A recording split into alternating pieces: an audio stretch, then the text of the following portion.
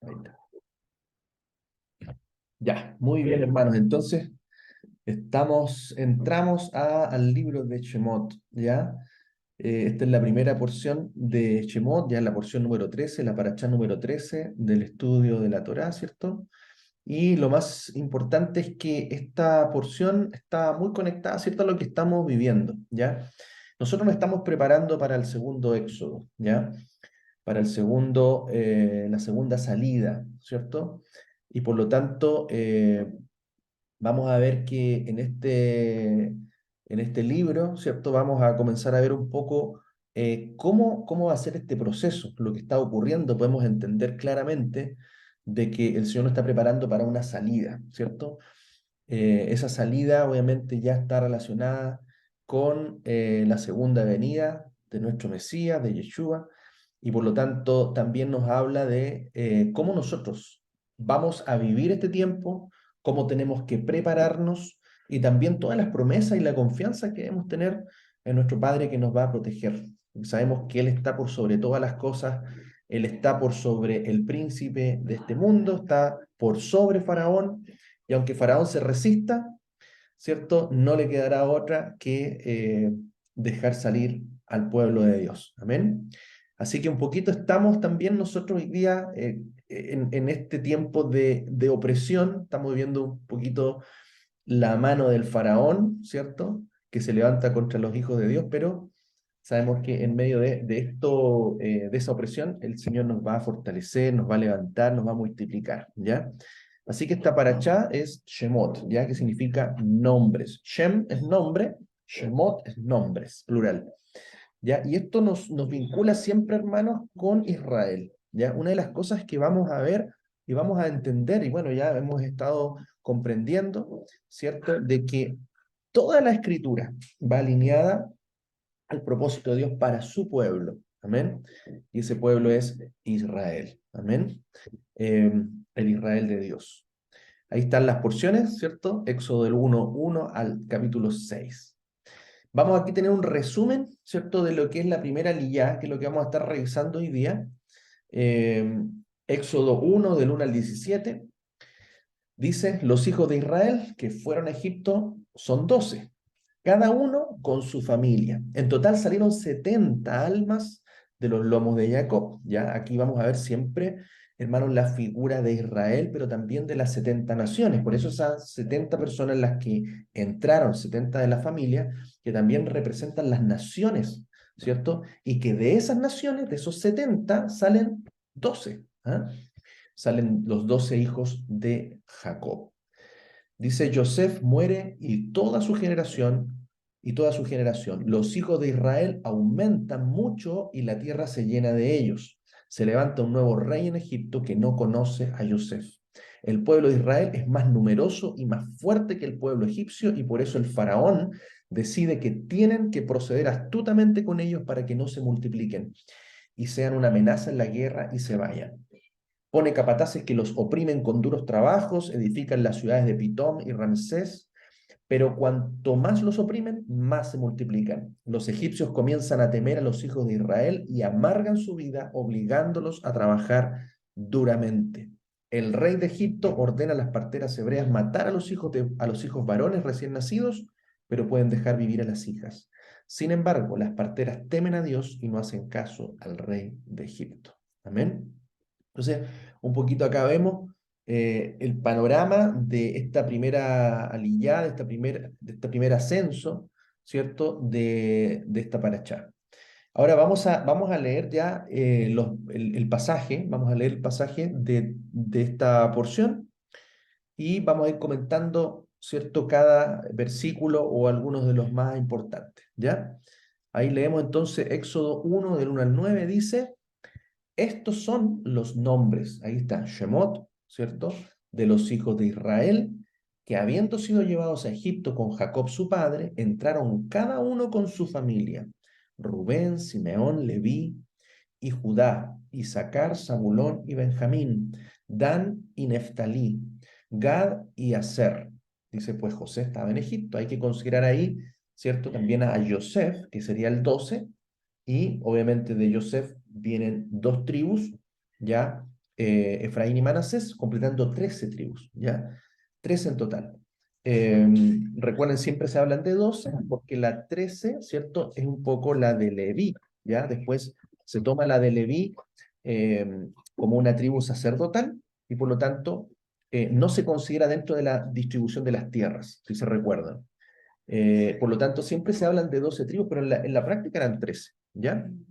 Es una figura muy interesante porque también nosotros vemos 12 apóstoles, 12 discípulos, 12 apóstoles de Yeshua, pero que uno de ellos, ¿cierto?, se pierde y asume, es llamado directamente por Yeshua Pablo, Shaul, ¿ah?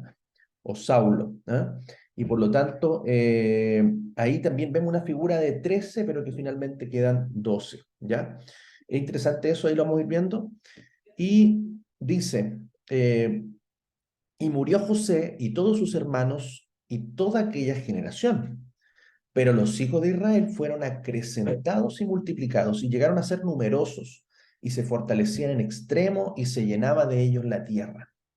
Entonces se hizo levantar en Egipto a un rey diferente, que no había conocido a Joseph.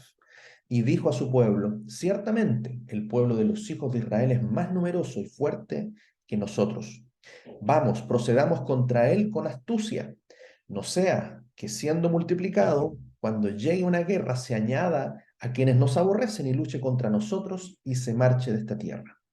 Y les impusieron capataces de trabajos forzados para que los abrumaran con sus cargas. Así se edificaron para Faraón las ciudades almacenes de Pitón y Ramesés. Pero cuanto más los oprimían, más se multiplicaban y se esparcían, y los egipcios aborrecieron en gran manera a los hijos de Israel. Los egipcios esclavizaron a los hijos de Israel con tiranía y amargaron su vida con duro trabajo de arcilla y adobes, con toda clase de labores del campo y con toda suerte de trabajos en que tuvieron que servir por causa de la opresión. Entonces el rey de Egipto habló a las parteras hebreas, el nombre de la primera era Cifra y el nombre de la segunda Púa, y dijo, cuando asistáis al parto a las hebreas, observar las dos piedras, si es hijo, hacedlo morir, y si es hija, que viva. Pero las parteras tuvieron temor a Elohim y no hicieron conforme a lo que el rey de Egipto les había ordenado, sino que dejaron vivir a los niños. Amén. Entonces ahí tenemos la primera porción de esta Parashá Shemot, y vamos a ir comentando algunas cosas que son importantes. Este libro parte con Shemot, con los nombres, ¿ya? Y es importante ahí destacar que, fíjense que todo lo que tiene que ver con el éxodo, ¿ya? Con la salida, ¿cierto? Porque éxodo en nuestra Biblia, ¿cierto? Significa salida, ¿ya? eh, Está relacionado siempre a los hijos de Israel, ¿ya? Por eso se mencionan cada uno de los hijos, parte mencionando los nombres, ¿cierto?, de los patriarcas, ¿ya? De aquellos que conformaban las cabezas de cada tribu. Eh, y esto nos hace ver a nosotros, hermanos, de que la escritura siempre se va a revelar a aquellos que son parte de Israel, ¿ya? Aquellos que van a ser parte de la salvación, porque la salvación es para Israel, es para su pueblo y para todos los gentiles, para todos aquellos que son injertados a Israel. No hay salvación para otras naciones, ¿cierto? Considerando el concepto de salvación, que es que seamos nosotros guardados, protegidos, ¿cierto? De en medio de este mundo, de en medio de este siglo, para poder servir a Dios, para poder ser esa nación sacerdotal que Él ha llamado. Entonces, hay que separarla, ¿cierto?, de las otras naciones, ¿ya? Porque lo que está reservado para Israel es exclusivo, ¿ya? Y por lo tanto, de las naciones van a salir muchos que van a ser incorporados, ¿cierto?, a esta nación santa, a este pueblo adquirido por Dios. Entonces, siempre toda la escritura va a estar alineada al plan de salvación, al propósito de Dios para su pueblo, para su nación, ¿cierto?, llamada Israel. Aquellos que pelean con Dios y salen vencedores. Y esto lo vamos a ver también un poco en el libro de Apocalipsis. En Apocalipsis, al final, ¿cierto? Estamos viendo que nuevamente se mencionan los hijos de Israel. ¿ya? Y como lo dice Apocalipsis 7, del 4 al 8, dice, y oí el número de los sellados, 144.000 sellados de toda tribu de los hijos de Israel. Y ahí menciona la tribu de Judá, la tribu de Rubén, la tribu de Gad, la tribu de Aser, la tribu de Neftalí, la tribu de Manasés, la tribu de Simeón, la tribu de Leví, la tribu de Isaacar, la tribu de Zabulón, la tribu de José, la tribu de Benjamín, ¿cierto? 12.000 sellados de cada una de las tribus. Si se dan cuenta, ahí está mencionando la tribu de José, ¿ya? Recuerden que de José, ¿cierto? El primogénito que es bendecido por Jacob es Efraín, que era el menor en realidad. Y por eso se dan cuenta que menciona a José, pero entendiendo de que ahí va Efraín. ¿Ah? Y también antes mencionado Manasés, ¿ya? El otro hijo de José. Y por lo tanto, hay doce tribus mencionadas en el libro Apocalipsis. Es bien interesante notar ahí que no se menciona la tribu de Dan, ¿ya? La tribu de Dan no es mencionada. Ahí hay varios comentarios, la verdad es que es interesante un poco analizar eso, de- pero si se dan cuenta, hay una relación, ¿cierto? Que de las 13 tribus, ¿ya? Siempre son mencionadas 12. ¿Mm? Entonces, y vemos que precisamente en Apocalipsis se mencionan 12 tribus, ¿cierto? Precisamente que hay una porción de primogénitos, ¿cierto? De cada tribu, por eso habla de 12.000 de cada tribu, porque es una porción especial, ¿cierto? Apartada de cada tribu de Israel que va a conformar a esta primicia, ¿ya? A estos primogénitos que son restaurados, obviamente, como un sacerdocio especial, ¿cierto? Apartado para el servicio al Cordero, que van para todo lugar donde el Cordero va. Y por lo tanto, vemos acá que solamente son 12 tribus. Entonces, ¿qué pasa con la otra 13 tribu? ¿Cierto? Entonces, precisamente ahí la tribu de Dan no aparece, ya no sabemos la verdad. Puede ser de alguna manera que hay una tribu que se pierde, ya puede ser, la verdad que no. Es bien extraño un poquito precisar eso, pero si se dan cuenta también hay un patrón con los apóstoles de Yeshua, que eran 12 y que uno se pierde, ¿ya? ¿Cierto?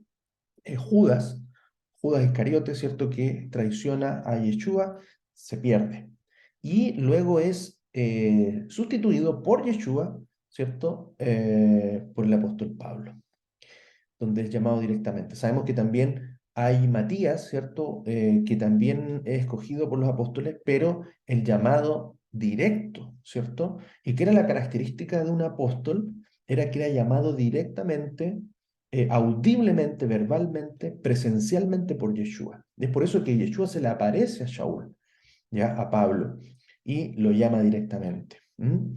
Entonces ahí vemos que también aparece esa figura de 13 pero que quedan 12, ¿ya? Entonces, no sabemos allí si la tribu de Dan desaparece, no es contada, se pierde, no, pero es bien extraño un poco esa situación, ¿ya? Lo menciono también un poco conectando, ¿cierto? Cómo se va desarrollando un poco el proceso, ¿cierto? De las tribus de Israel, de los apóstoles y también de las tribus que son llamadas al final. Eh, Luego dice Éxodo 1:7, dice, pero los hijos de Israel fueron acrecentados y multiplicados y llegaron a ser numerosos y se fortalecían en extremo y se llenaba de ellos la tierra. Entonces, aquí vemos siempre que hay una promesa que se cumple y que se va a seguir cumpliendo y esa promesa fue dada a Abraham, ¿ya? En el cual él iba a multiplicar y que lo iba a ser padre de multitudes de naciones, que y de él iban a salir muchas naciones y iba a ser multiplicado en gran manera sobre toda la tierra. Entonces, esa promesa, esa palabra está en Génesis 15, del 13 al 14, cuando dice, y fue dicho a Abraham, sabe por cierto que tu simiente será forastera en tierra ajena 400 años. Ya le estaba hablando, ¿cierto?, de lo que iba a acontecer con su descendencia en Egipto y la esclavizarán y la maltratarán y la humillarán. pero yo juzgaré a la nación a la cual servirán como esclavos, y después de esto saldrán con gran riqueza. Y esta promesa, ¿cierto?, es reafirmada en muchos pasajes. Quiero mencionar solamente lo que dice en Génesis 22:17. Dice, ciertamente te bendeciré grandemente y te multiplicaré grandemente como las estrellas de los cielos y como la arena que está junto a la orilla del mar. Y tu descendencia poseerá las puertas de sus enemigos. Amén. Entonces recordar de que todo el proceso que Israel vive, que el pueblo vive en Egipto, ya estaba profetizado a Abraham. ¿Ya? Así que tanto la esclavitud, la opresión, todas aquellas cosas han sido anunciadas, fueron anunciadas a Abraham para lo que después iba a vivir su descendencia en Egipto. Fueron anunciadas también a través de Yeshua, para nosotros que vamos a vivir el próximo éxodo, ¿ya? Por lo tanto, hermanos, siempre está considerado, ¿cierto?, un tiempo de aflicción, de esclavitud, de maltrato, de humillación para su pueblo, pero dice, yo juzgaré a la nación a la cual servirán como esclavos y después de esto saldrán con gran riqueza. Amén. Entonces tenemos por un lado todo lo que vamos a acontecer, pero también cómo el Señor nos va a librar en base a la misma promesa que le dio a Abraham.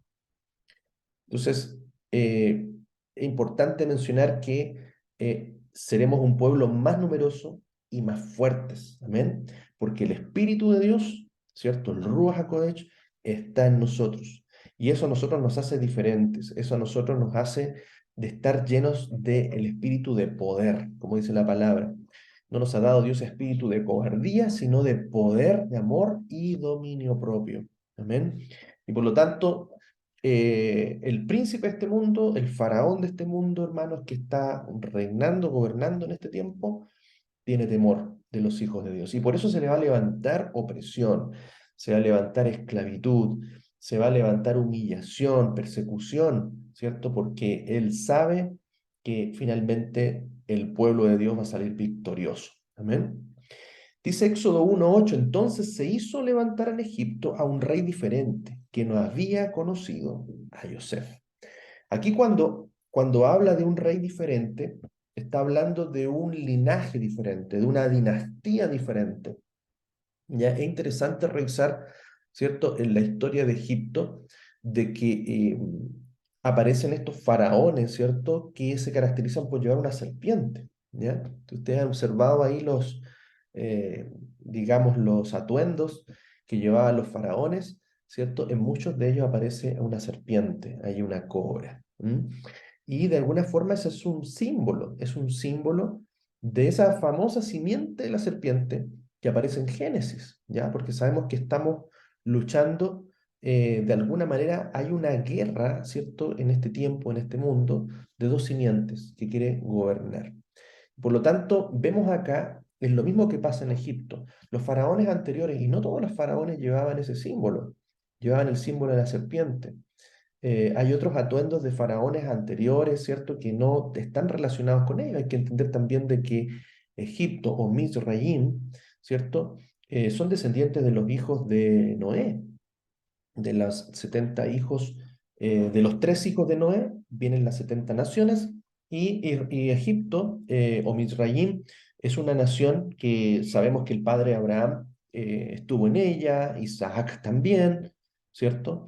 Y no era de la misma manera en la que se levanta en este tiempo eh, para oprimir al pueblo de Israel. Entonces, acá hay algo que ocurre, ¿cierto? De un momento cambia la dinastía, cambia el linaje, cambia la simiente, ¿ya? En Egipto, y aparece esta simiente que se levanta contra Israel y los oprime muchos años, muchos años.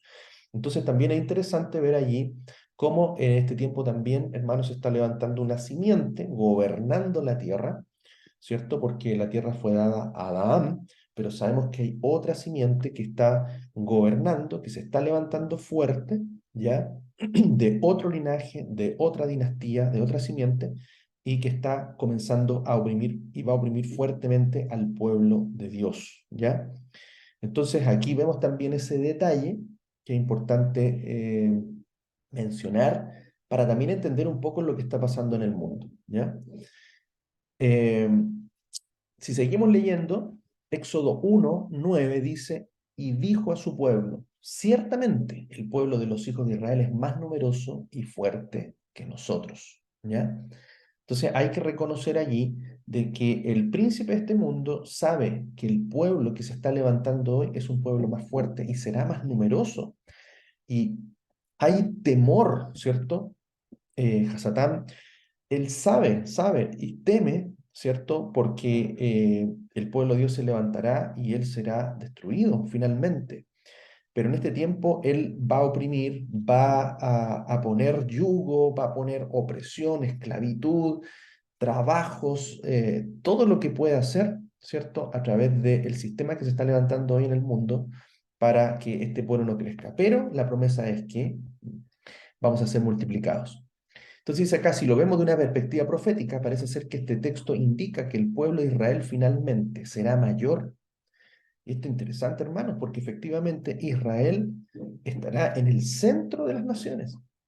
Será el pueblo más bendecido, el pueblo más numeroso, será la nación escogida, una nación que estará, cierto, en altura, estará puesta en el monte de Sión, es una nación que será luz para todas las demás naciones, que será un ejemplo, que se verá en ella el sacerdocio, se verá la santidad, se verá una nación justa, una nación correcta, una nación próspera, bendecida, ejemplo en economía, ejemplo en gobierno, o sea, todo lo que se va a manifestar, ¿cierto? Ya en la era mesiánica, cuando el Mesías gobierne, se va a ver allí luz, ejemplo para todos los demás. Entonces, vamos a ver de que finalmente de todo lo que van a quedar, de todo lo que va a quedar después de todos los juicios que vendrán sobre la tierra, finalmente las naciones que van a quedar serán muy pequeñas, quedarán muy pocos de las naciones, pero todos los que se reúnan, ¿cierto? Estamos hablando de toda la casa de Judá, la casa de Israel, todos aquellos gentiles que han sido injertados, toda esta multitud de naciones que vemos en Apocalipsis, van a conformar una gran nación, un pueblo muy numeroso y superior a todos los demás pueblos y a todas las demás naciones. Amén. Entonces, eso es lo que está haciendo el Padre en este tiempo, está comenzando a multiplicar. Por eso les contaba al principio los testimonios de cómo muchos hermanos en distintos lugares están siendo llamados, están regresando, están saliendo de denominaciones, de religiones, ¿cierto? Y se están uniendo y entendiendo que son parte de la casa de Israel.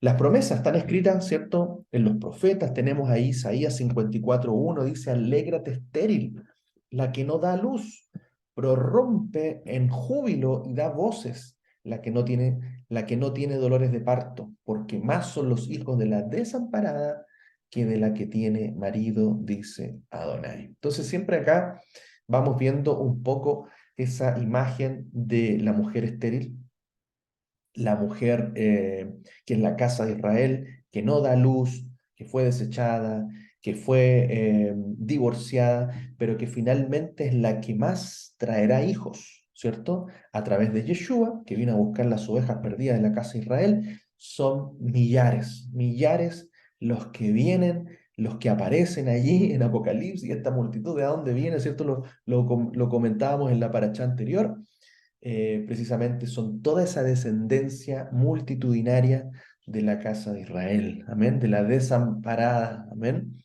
la que era estéril, pero que es bendecida y en la cual se cumple esta profecía. También lo menciona el apóstol Pablo en el libro de Gálatas, dice, pero la Jerusalén de arriba, la cual es nuestra madre, es libre, porque está escrito, regocíjate, oh estéril, que no das a luz, prorrumpe en júbilo y da voces que no sufres dolores de parto, pues muchos son los hijos de la desamparada, más que los de la que tiene el marido.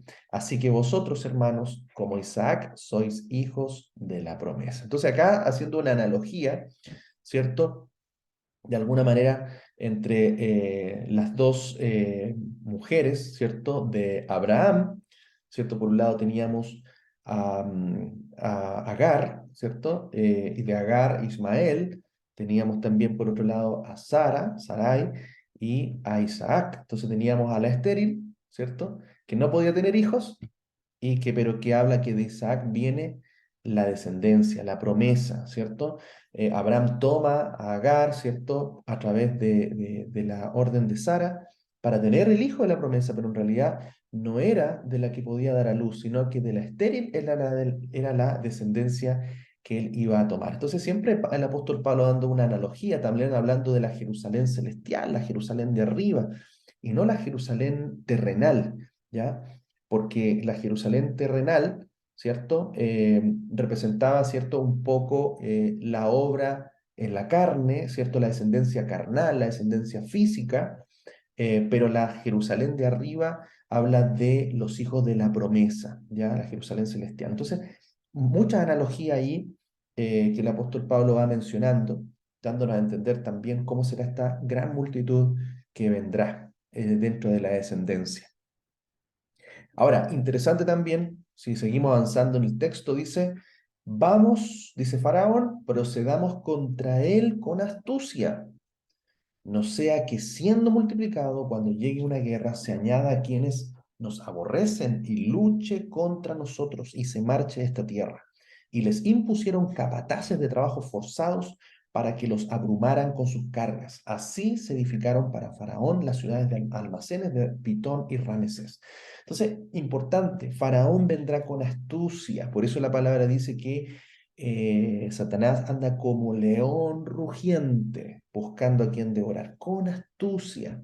Esa astucia involucra, hermanos, engaño, involucra desinformación, involucra, ¿cierto? O cosas manipuladas, con cosas disfrazadas. Entonces tenemos que estar muy atentos en estos tiempos, ¿cierto? Por todas las situaciones que están ocurriendo en el mundo. Hay muchas cosas de ellas que están siendo provocadas, ¿cierto? Intencionalmente para poder establecer, establecer políticas, establecer leyes, establecer eh, acciones que finalmente van en contra del pueblo de Dios.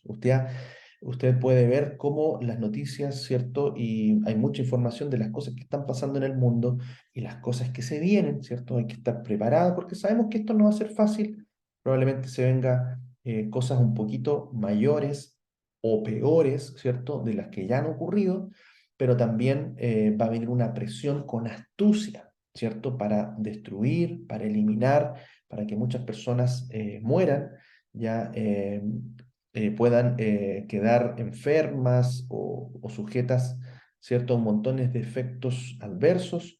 Hay que ver mucha astucia en la estrategia del enemigo. Por lo tanto, nosotros, hermanos, tenemos que estar firmes confiando en quién es nuestro sanador, quién es nuestro protector. Amén. ¿Quién nos va a guardar, a proteger?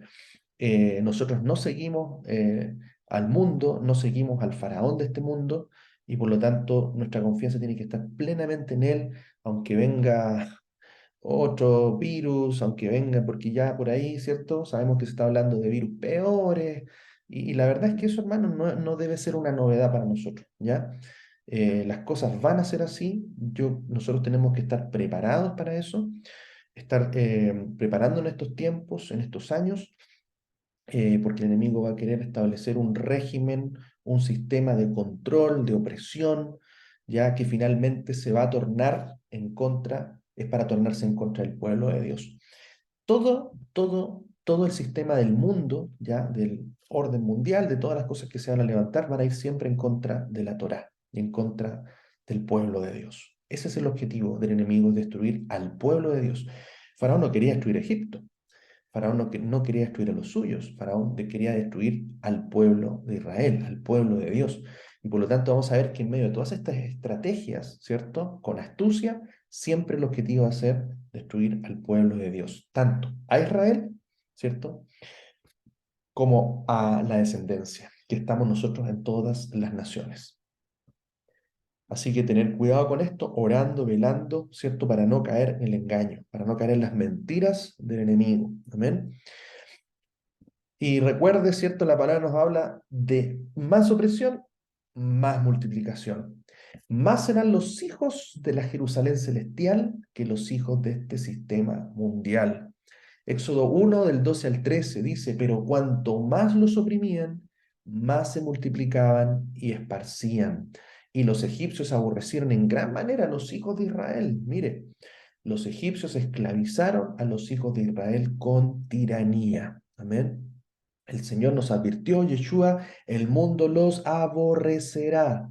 ¿Ya? No nos habló que el mundo nos iba a amar, que el mundo nos iba a levantar, que el mundo no. La gloria de Israel viene con Yeshua. Y mientras el Señor no venga, va a haber opresión, va a haber humillación, va a haber esclavitud, nos van a aborrecer por su causa. ¿Ya? Yeshua nos advertía eso. Pero la opresión produce multiplicación. Hermanos, mientras más nos quieran oprimir, más se va a levantar el pueblo de Dios, más va a crecer, más va a predicar. Mire, ¿cuándo fue en los tiempos que la iglesia creció más? ¿Cierto? Que la predicación se extendió más. En tiempos de persecución, cuando comenzaron a perseguir a los apóstoles, perseguir a los creyentes, perseguir a todos aquellos judíos que creyeron en el Mesías, Yeshua, más se multiplicó, más se predicó la palabra, más se extendió a todas las naciones. Por eso, hermanos, son 7 años, fíjense, que vamos a vivir opresiones, vamos a vivir pruebas, vamos a vivir situaciones complicadas en el mundo, pero son 7 años de un crecimiento, hermanos, una multiplicación tremenda, amén, donde la palabra se va a extender a todo lugar. Y recuerden, una de las profecías que Yeshua nos dijo fue que cuando el evangelio del reino sea predicado en todas las naciones, entonces vendrá el fin. Entonces, tenemos que tener en cuenta también esto, de que todo lo que va a venir va a provocar finalmente la predicación, la extensión del evangelio. Amén, del reino, ¿ah? Del reino restaurado, del reino que viene.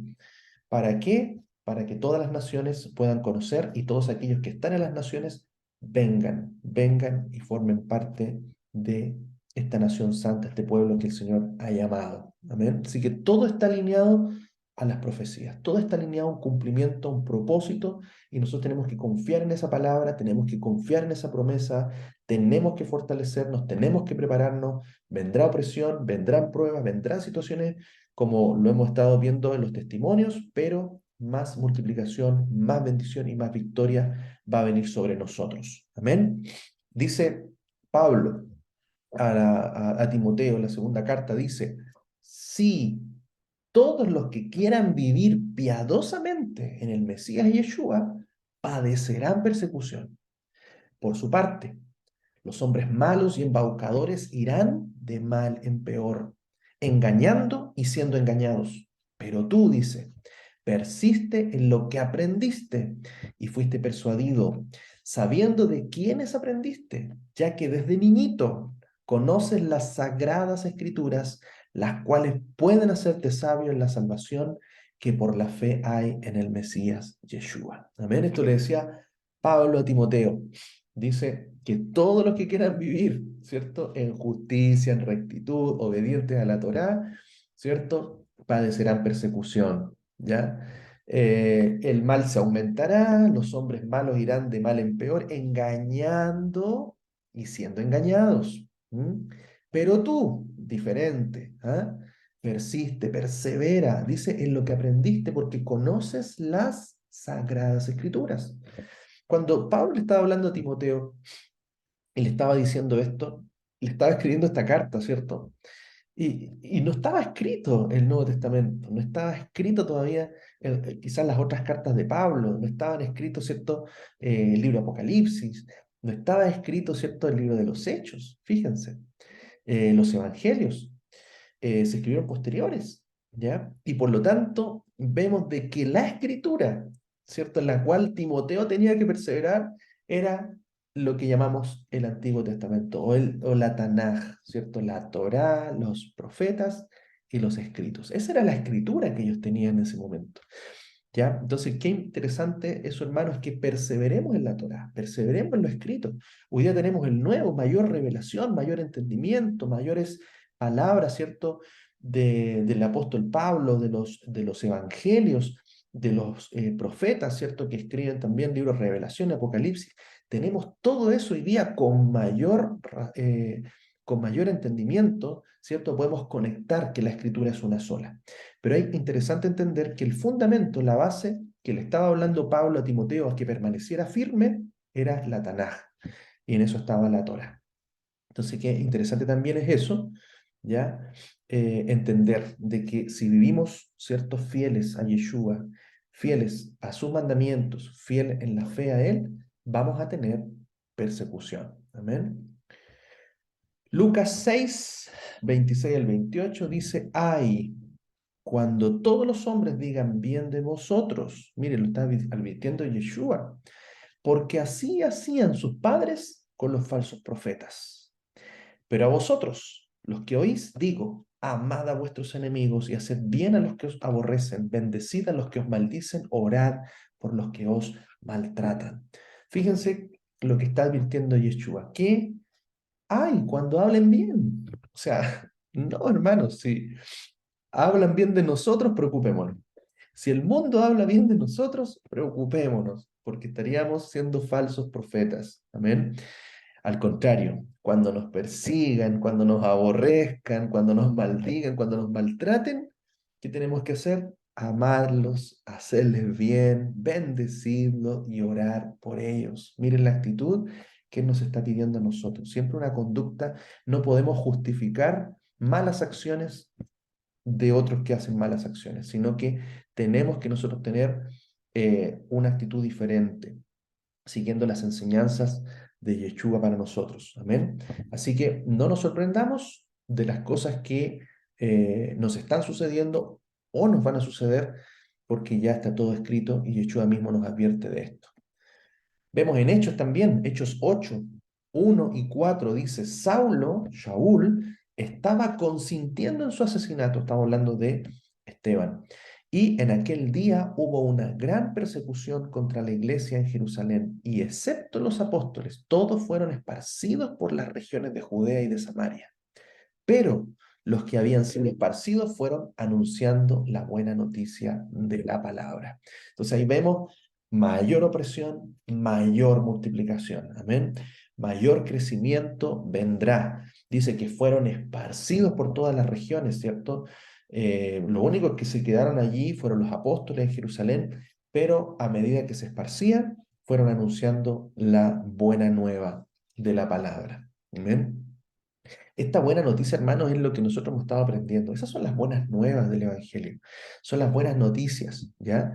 Que tenemos que predicar, que tenemos que llevar, ¿cierto? A los hermanos cristianos, que debemos llevar al pueblo judío, llevar a las naciones, a todos. Es que Yeshua es el Mesías y que nos ha venido a traer de regreso a la obediencia, amén, a la Torá. Amén. También vemos en Éxodo 1, 15 al 17, dice, entonces el rey de Egipto habló a las parteras hebreas, el nombre de la primera era Cifra y el nombre de la segunda Puá, y dijo, cuando asistáis al parto a las hebreas, observad las dos piedras. Si es hijo, hacedlo morir, y si es hija, que viva. Pero las parteras tuvieron temor a Elohim y no hicieron conforme a lo que el rey de Egipto les había ordenado, sino que dejaron vivir a los niños. Entonces, acá vamos a ver lo siguiente. La escritura nos enseña a nosotros siempre a ser obedientes a las autoridades, ¿cierto? A ser obedientes a las autoridades, a respetarlas, a cumplir las leyes, a cumplir todo lo que se ha establecido, ¿cierto? Ahora, todas estas autoridades, ¿cierto? Tienen siempre que estar alineadas a la voluntad de Dios. O sea, todas las leyes que se colocan siempre buscan la justicia, buscan lo bueno, buscan la rectitud, ¿cierto? Pero si esas leyes o esas autoridades no están alineadas o contradicen o van en contra de las leyes de Dios, ahí es la excepción para no obedecer, ¿ya? Porque hay muchas personas que hoy día están obedeciendo a las autoridades en todo lo que les dicen, pero nosotros tenemos que discernir si esas leyes, si esas órdenes que esta autoridad están colocando van en contra de los principios, de los valores, de la ética que nosotros tenemos en las escrituras. Entonces, allí donde nosotros tenemos que poner, ¿cierto? Una distancia, tenemos que tener cuidado y tenemos que primero obedecer a Dios. Amén. Aun cuando las escrituras nos enseñan a obedecer a las autoridades, solo hay un caso cuando no podemos obedecer a las autoridades, cuando nos intentan obligar a hacer algo en contra de las leyes del cielo, dadas en la Torá de Moshe y en toda la Escritura. La voluntad y leyes divinas están por encima de las leyes humanas. Amén. Entonces vamos a ver Hechos 4, 19, 20 y 5, 29 dice, respondiendo Pedro y Juan les dijeron, juzgad si es justo delante de Dios poner más atención a vosotros que a Dios, porque nosotros no podemos callar lo que vimos y oímos. Respondiendo Pedro y los apóstoles dijeron, es necesario obedecer a Dios antes que a los hombres. Amén. Entonces en este tiempo nosotros más tenemos que discernir si las cosas que se están estableciendo para las personas son correctas para nosotros, ¿ya? Y no en todas estas tenemos que obedecer, porque se van a establecer muchas leyes en contra de los mandamientos, en contra de las leyes de Dios. Se van a establecer muchas cosas en contra de la Torá, en contra de lo que nosotros hemos aprendido, cosas que hemos conocido que están mal, se van a establecer como buenas y por lo tanto es allí donde nosotros, hermanos, no podemos obedecer a las autoridades. Amén. Como muchos a veces malinterpretan de que hay que obedecer a la autoridad en todo, sacan todos estos versículos, ¿cierto? Pero no entienden de que no podemos someternos, sujetarnos a hombres que están infringiendo las leyes de Dios. Nosotros primero estamos sujetos a Dios y después a las autoridades que Dios mismo ha puesto. ¿Pero para qué? Para que hagan lo correcto, lo bueno, porque para eso es puesto la autoridad, para hacer lo bueno, lo correcto, lo justo. ¿Ah? Para eso son puestos los jueces. Pero si estos están corruptos, si estos no están alineados a Dios, es allí donde nosotros nos detenemos. Amén.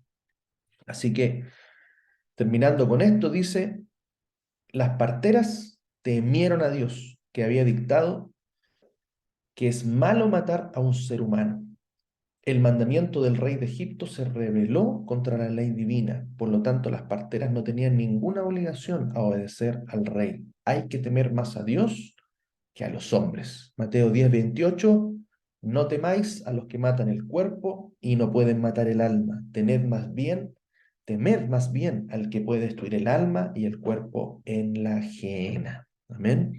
Entonces, hermanos, no tengamos temor, a veces nos vamos a ver complicados, ¿cierto? Porque las autoridades van a establecer algunas cosas, pero nosotros, hermanos, no tenemos que temer, tenemos que estar firmes, amén, en nuestros principios, en nuestras decisiones, en lo que hemos decidido agradar a Dios antes que a los hombres, y por lo tanto vamos a ver, como lo dice la segunda porción de esta paracha, que Dios tuvo favor, que Dios guardó a las parteras, que Dios bendijo a las parteras que no se atrevieron a seguir la orden de Faraón y a respetar los mandamientos de Elohim, porque temieron a Elohim en su corazón. Entonces, hermanos, nosotros tenemos que primero tener temor y amor a nuestro Elohim, y no temer al príncipe de este mundo, no temer las amenazas, no temer la persecución, no temer todas aquellas cosas que quieran hacernos, hasta cárcel, etcétera. Se van a levantar cosas muy, muy fuertes en estos tiempos en contra de los niños también, de la familia, y por lo tanto nosotros más tenemos que estar dispuestos a permanecer firmes, porque nuestro Dios, nuestro Elohim, nos va a sostener, nos va a fortalecer, nos va a bendecir, nos va a guardar cuando nosotros ponemos primero nuestro corazón en amarlo a Él por sobre todas las cosas. Amén. Así que hasta ahí llegamos con esta primera porción, ¿cierto? La primera liyá de la parashá Shemot. Amén. Así que el Padre nos bendiga lleno de fortaleza, lleno de promesas, sabiendo las cosas que están sucediendo, que van a suceder, pero confiados en Él con todo nuestro corazón. Amén. Shabbat Shalom.